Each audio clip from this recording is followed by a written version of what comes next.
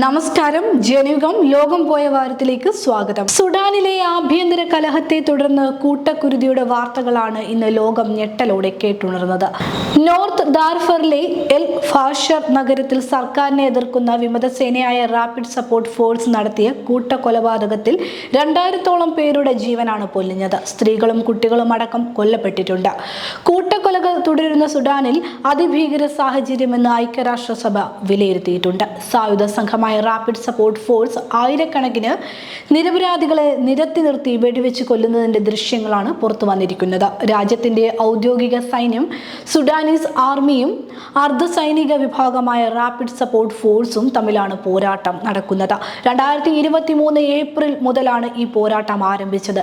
General Abdel Fattah അൽ ബുർഹാൻ നയിക്കുന്ന SAF-ഉം general Muhammad Hamdan ഡഗാലോ നയിക്കുന്ന RSF-ഉം തമ്മിൽ അധികാരത്തിനു വേണ്ടിയാണ് പോരാട്ടം നടത്തുന്നത്.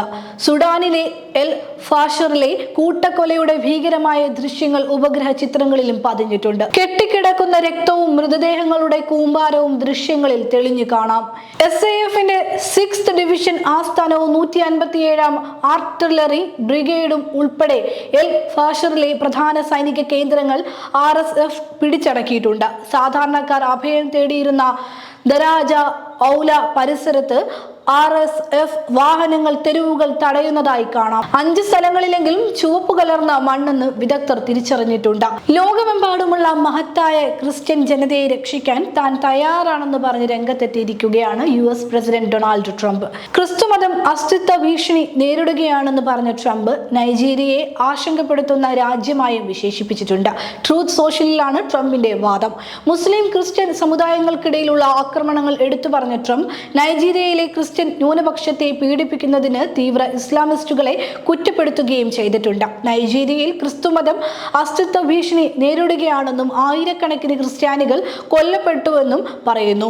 ഈ കൂട്ടക്കൊലയ്ക്ക് ഉത്തരവാദികൾ തീവ്ര ഇസ്ലാമിസ്റ്റുകളാണെന്നും അതിനാൽ ഞാൻ നൈജീരിയയെ പ്രത്യേക ആശങ്കയുള്ള രാജ്യമായി പ്രഖ്യാപിക്കുന്നുവെന്നാണ് ട്രംപ് വ്യക്തമാക്കിയിട്ടുള്ളത്.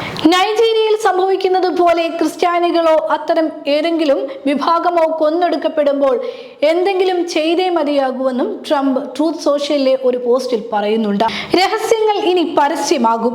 ഈജിപ്ഷ്യൻ രാജാവായ ടുട്ടൻഖാമന്റെ ശവകുടീരം പൂർണ്ണമായി പ്രദർശിപ്പിച്ച് ലോകത്തിലെ ഏറ്റവും വലിയ പുരാവസ്തു മ്യൂസിയം എന്നറിയപ്പെടുന്ന ഗ്രാൻഡ് ഈജിപ്ഷ്യൻ മ്യൂസിയം. ലോകത്തിലെ 7 അത്ഭുതങ്ങളിൽ ഒന്നായ ഗിസയിലെ ഖുഫുവിന്റെ പിരമിഡിന് സമീപത്തായാണ് ടുട്ടൻഖാമാന്റെ ശവകുടീരം പ്രദർശിപ്പിക്കുന്നത്. രാജവംശത്തിന് മുമ്പുള്ള കാലം മുതൽ ഗ്രീക്ക് റോമൻ കാലഘട്ടങ്ങൾ വരെയുള്ള രാജ്യത്തിന്റെ 7 സഹസ്രാബ്ദങ്ങളുടെ ചരിത്രത്തെ ഉൾക്കൊള്ളുന്ന ഏകദേശം 100,000 പുരാവസ്തുക്കളാണ് ഈ മ്യൂസിയത്തിൽ ഉള്ളതെന്നാണ് അറിവ്. 3300 വർഷം പഴക്കമുള്ള ടുട്ടൻഖാമാൻ രാജാവിന്റെ ശ്മശാന അറ 1922 ബ്രിട്ടീഷ് പുരാവസ്തു ഗവേഷകനായ ഹോവാർഡ് കാർട്ടൺ കണ്ടെത്തിയ ശേഷം ആദ്യമായാണിത് ലോകത്തിന് മുന്നിൽ പ്രദർശിപ്പിക്കുന്നത്.